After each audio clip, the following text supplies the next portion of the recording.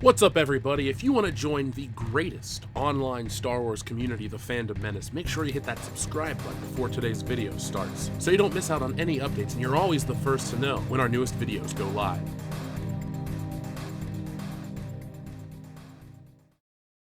The following is a world-class Bullshitters exclusive.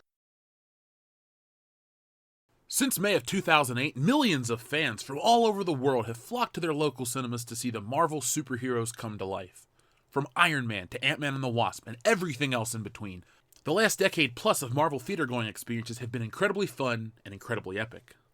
I say have because it seems like there's a change coming to the MCU that no one wants, and it mirrors our heroes from a galaxy far, far away. For the last few years, our entertainment industry has been overtly infused with modern politics, taking the fun away from the escapist entertainment that we so desperately crave.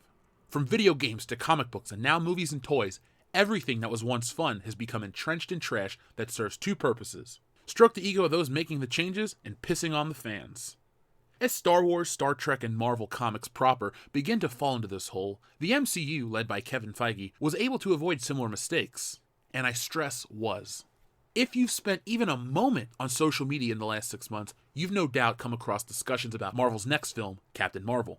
Topics range from "can't wait for this film" to "oh my god, did you see that cat" to "I'm not excited for this movie and I'll rent it for $2.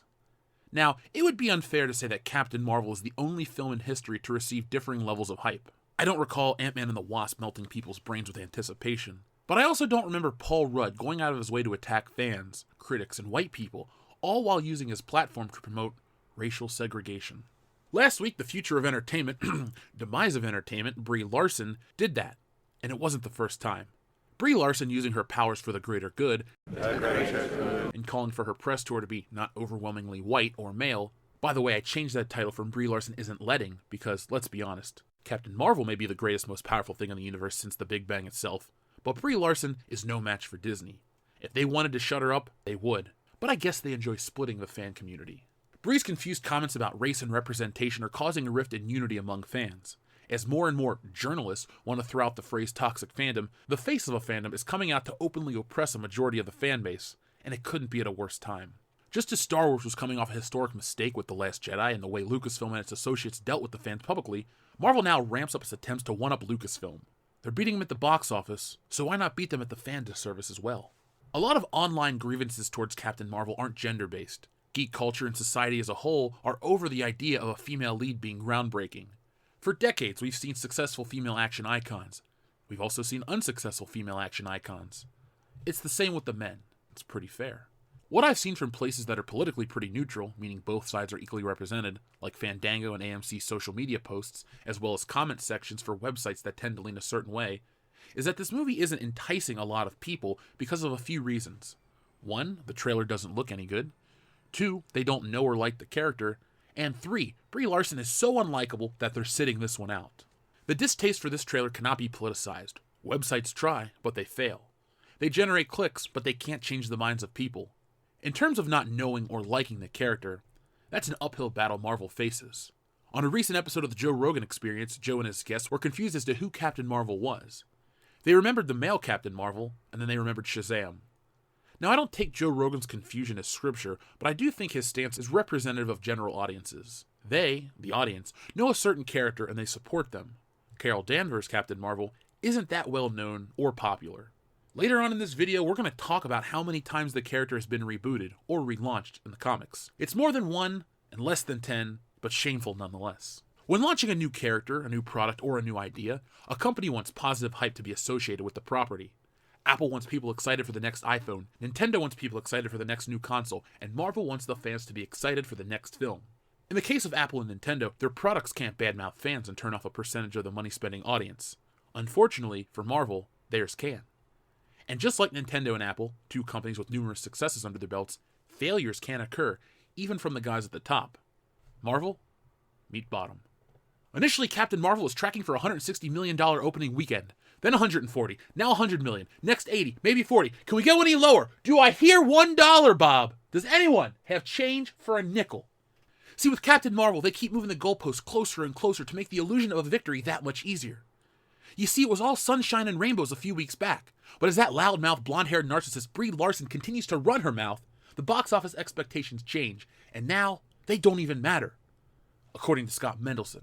Scott Mendelson, the gift that keeps on giving. He's like an STD that you just can't kick. Got a little itch? That's probably Scott Mendelson. In Scott's latest article, he attempts to cushion the blow to Captain Marvel's lowering box office prediction by using Twilight as a defense? Yeah, Scott, have you gone mental? We'll talk about Twilight in a moment. Now, I'm paraphrasing the article here, but the whole thing will be linked in the description below so you can see Scott's madness for yourself. There's been a lot of talk over the last few days about what Captain Marvel does or doesn't mean to Hollywood, to gender representation and the world at large. Yes, Brie Larson is within her rights to request that folks who cover pre-release press conferences and interview junkets not only be mostly white dudes around my age. If she wants to use her capital to push for a more inclusive media circle, then it's her prerogative, and it's a valid use of that muscle. People will proclaim outrage. Folks will complain about her being a man-hater, or a reverse racist, or that Captain Marvel will destroy the MCU. The good news is that none of that will matter. The folks who want to see a Captain Marvel movie because it's the first solo female-led superhero movie in the MCU, because they like the character of Captain Marvel, or because they just like superhero movies, will show up.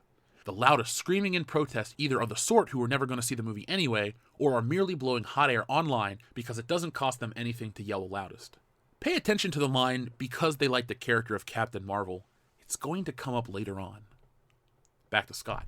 All of this is a roundabout way of saying that the first opening weekend tracking predictions are in, and it looks like The Adventures of Goose, the cat that killed Thanos, may open with an over-under $100 million Friday through Sunday opening weekend. Hey Scott, I got a question for you. Where did that $60 million from the initial projections go? That's kind of a lot of money when we're talking about wiggle room. Back to Scott. Because I feel I need to make this point, just because Wonder Woman cleared $821 million, Black Panther over $1 billion, and Aquaman topped $1 billion, doesn't mean that $1 billion or even $800 million is a Captain Marvel bar for success. Captain Marvel is not as well known of a character as Wonder Woman and doesn't quite have the same glass ceiling breaking narrative or the DC Films redemption arc going for it. As the relative domestic disappointments of A Wrinkle in Time, Underworld, Blood Wars, Tomb Raider, Atomic Blonde, Red Sparrow, Resident Evil The Final Chapter, and Ghost in the Shell show, folks showed up to Wonder Woman because they wanted a Wonder Woman movie. So by Scott's admission, Captain Marvel isn't that well known of a character. That's actually true. Let me add on to that by saying she's not that well liked of a character either. She's been rebooted 5 times in the last 7 years that this version of Captain Marvel has existed. Marvel has no clue what to do with the character, and the fans aren't buying it. Secondly, again, by Scott's own admission, people saw Wonder Woman because they wanted a Wonder Woman movie. Sound logic. So it is equally logical to hypothesize that since there are a lot of people that don't want this movie or have little interest, means that it will make less? Probably, but the numbers don't matter anymore, even though they spell disaster. Again, back to Scott. There's also a point to be made, right here in this post, starting with this sentence, that Captain Marvel has absolutely nothing to prove. Wonder Woman proved that big-budget female-led superhero movies could make big bucks. Ocean's 8 proved that gender-swapped redos could make relatively big bucks as long as they didn't rely too much on the IP as a crutch. Yeah, emphasis on the relative there, Scott. Crazy Rich Asians proved that big-scale, studio-backed female-led romantic comedies could thrive in multiplexes, as did Trainwreck 3 years earlier. Twilight proved 10.5 years ago that female-led fantasy franchises could earn top-tier blockbuster business. Twilight and The Hunger Games, and relatively speaking Disney's first 3 Star Wars movies, showed that female-led fantasy spectaculars could outgross the boys' stuff. Before we look at your Twilight comment, don't try to appropriate Star Wars in your arguments, Scott.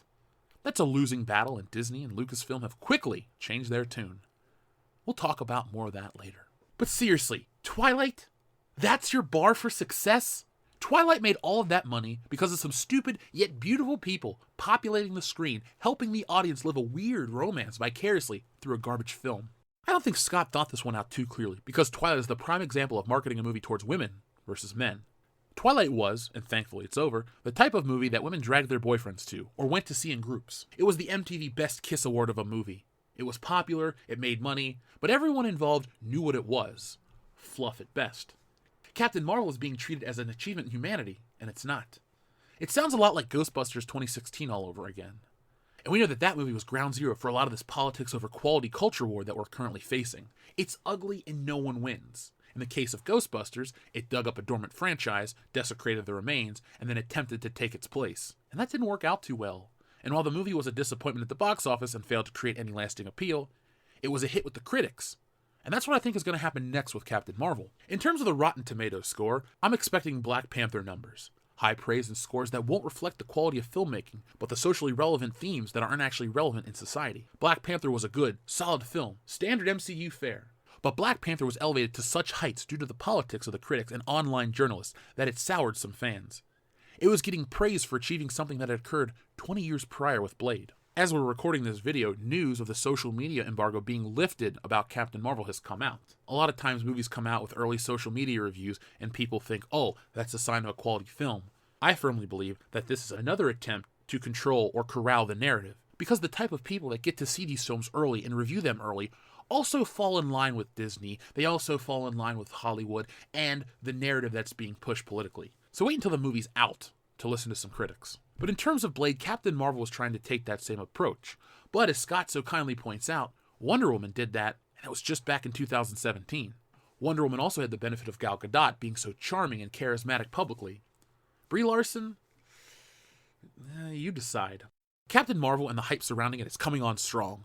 Not like Spider-Man strong, where you had the movie, the video game, the toy line, and the Burger King tie-in, but strong in terms of where you're going from movie to martyrdom. Turning a movie into a cause and being constantly bombarded by it. Places like The Hollywood Reporter are essentially writing in Brie Larson as a first ballot candidate for sainthood. But I've noticed a trend starting to form, and if it's like any other nonsense in geek culture, it'll take over. Over on IO9, an article titled, "Forget Strong Female Characters, We Need Complicated Female Characters Who Screw Up a Lot," appeared, and while it's nothing to write home about, I want to share a few points from it, because this could be the turning point for Marvel's dominance at the box office.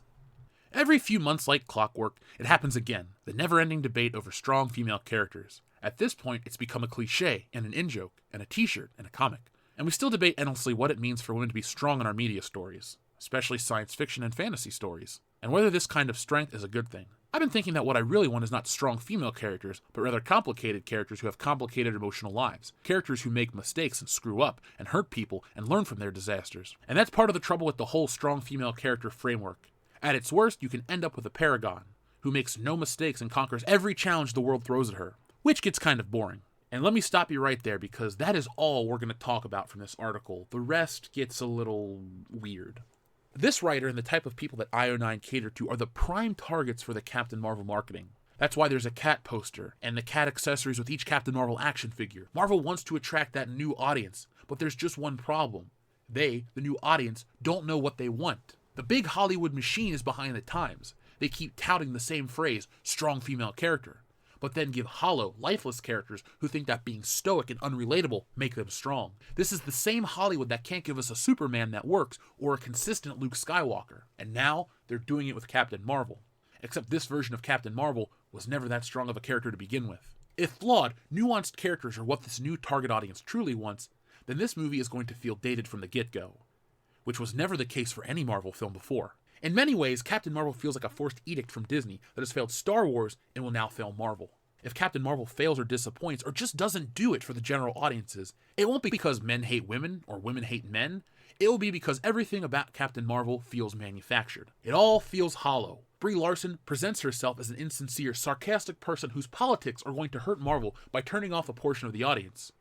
People like Scott Mendelson and The Hollywood Reporter think that there's this conversation that needs to be had about strong women in film. But Princess Leia called from 1977, and she's got 2 words for you. Speaking of hollow and insincere, the Captain Marvel challenge. If you think sending some kids to a movie is empowering and changes the world, the makers of Alita Battle Angel ask you to hold their beer. While Brie Larson is sitting on social media trying to make a change, the Alita team is giving a teenage amputee a new lease on life, with a pair of bionic arms. Yes, you heard that right. They gave a girl a pair of bionic arms. That's not only empowering, but it's damn cool. Good was truly done here on this day, but hey, let's ignore that, because Disney activism and social media cred. Now to jump back to the beginning of this video. The following is a Lauren, no. Where I discussed the growing dislike for Captain Marvel based on what people saw in the trailers and multiplied by Brie Larson in the media. While it sounds like I'm trying to say that the possibility of Captain Marvel failing to live up to the lowered expectations of Scott Mendelson will end the MCU's reign, I'm not. Not even close. There's a reason why this movie opens 49 days before Avengers Endgame, and it's not because of International Women's Day. Short term, this movie doesn't matter. Not at all. It's expendable. Long term, it's incredibly important because it sets up for the next phase of the MCU that's apparently going to be led by Captain Marvel. We've been told she's the best, most powerful, and that may turn a lot of people off. If Captain Marvel is the Scrappy Doo of the MCU, then Disney may have a problem on its hands. Star Wars is being phased out, well, new Star Wars that is, and there's a reliance on the old characters, but the fans are already lost due to the mistreatment of the franchise. Marvel has done a better job, but people are hesitant to trust Captain Marvel because of how Star Wars was treated. Both Marvel and Star Wars are owned by Disney, and their agenda is quite obvious these days. It's all part of the bigger culture war that fans are facing on a daily basis. As I've said before, the movie business is just that, a business. And if these companies want to continue to do business, they'll listen to the fans. Consumer products are a clear reflection of what people want. Products based on unpopular things don't sell just because they say Star Wars or Marvel on them. They can attempt to infuse consumer products with an agenda, but they will fail because they're inanimate objects that we the consumer project meanings onto. And if they're already bogged down with this crap or flat out just suck, we won't buy them. Remember folks, it's the only place where Disney lost money. The closer we get to Captain Marvel, the less likely it seems it's going to break any records. It's not like March 8th is a historic day for film, so it has that. But what it doesn't have is the goodwill of the fans and their desire to see it succeed. If we ignore Scott's call to ignore the box office, much like Disney will, and look closer at the sentiment surrounding Captain Marvel, we will have a movie with an initial trailer that didn't hit big, a lead whose only ability is to lead this film into the ground, and a media that is enabling her stupidity. It's going to be an interesting 49 days, folks, but Disney doesn't care. This movie, much like Solo, has a built-in excuse for any box office disappointment. If Captain Marvel isn't that big of a hit, they'll blame it on Avengers Endgame and laugh all the way to the bank.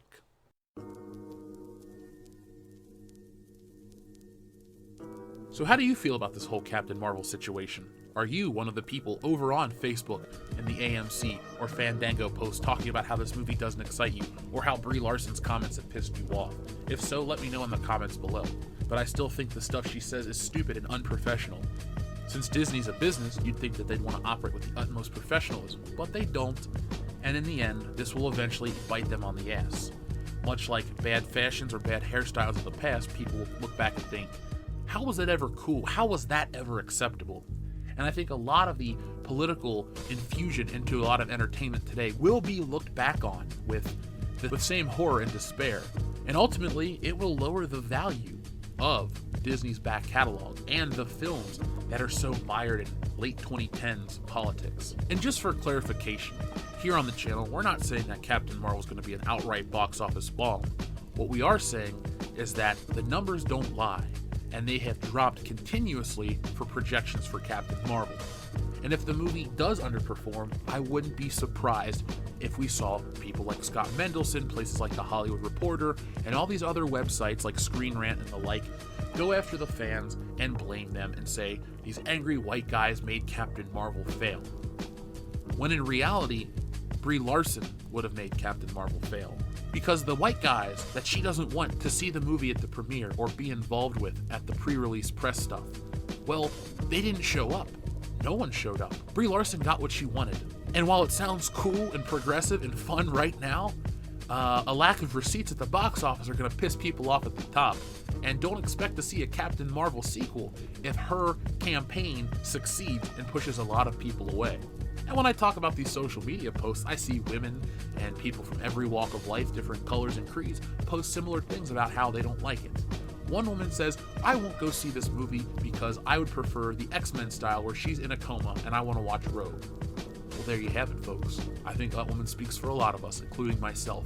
But that's really it for today. So folks, if you enjoyed this video, make sure you give it a thumbs up and share it all over social media. If you're a fan of this channel, make sure that you check out all of our other previous videos. We've had a huge amount of success this year and we continue to grow, and we'd like to thank each and every one of you. If you're one of the new people and this is one of your first World Class Bullshitters videos, welcome to the channel. If you'd like to get involved with this community, check us out over on Facebook. We have a private Facebook group as well as a Facebook page. The group is a lot of fun. You can hang out, have conversations about entertainment media, make a lot of friends. That's what we do. We got a lot of people over there becoming real life good friends through World Class Bullshitters. So if you're looking for some friends to talk about entertainment with, you could do worse. So check us out.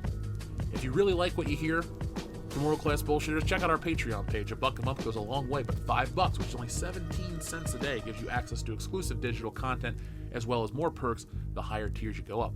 But if you can't afford it, no problem. Just get in those Facebook groups, come hang out with us, and share your love of entertainment. I'll be back later in the week with more, folks. I got something special coming up as well as the next episode of Tales from the P.O. Box. So be on the lookout for that really, really soon. And as always, be excellent to each other.